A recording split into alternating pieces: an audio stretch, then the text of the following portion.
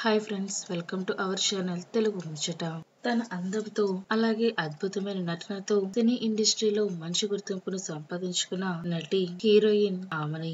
ఒకప్పుడు హీరోయిన్ గా చాలా మంచి పాత్రల్లో నటించారు. ఇక ఆ తర్వాత బుల్లితెరపై కూడా సందడి చేశారు.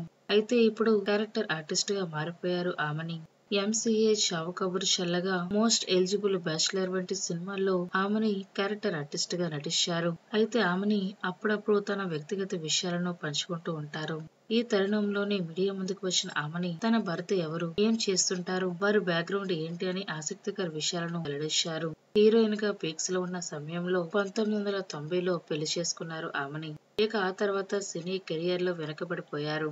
ఇప్పుడిప్పుడు సెకండ్ ఇన్నింగ్స్ ను స్టార్ట్ చేశారు. అయితే ఆమెని ప్రేమించిన వ్యక్తి ముస్లిం కాజా మెహరుద్దీన్ అనే వ్యక్తిని పెళ్లి చేసుకున్నారు ఆమెని. తన భర్త సినీ నిర్మాత అని కూడా తెలిపారు. కన్నడ సినిమా చేసే సమయంలో తాను చేసిన సినిమాను ఆయన నిర్మించారు. ఆ సమయంలోనే వీరిద్దరి మధ్య స్నేహం ఏర్పడి ఆ స్నేహం కాస్త పెళ్లి వరకు వెళ్ళిందని చెప్పుకొచ్చారు ఆమెని.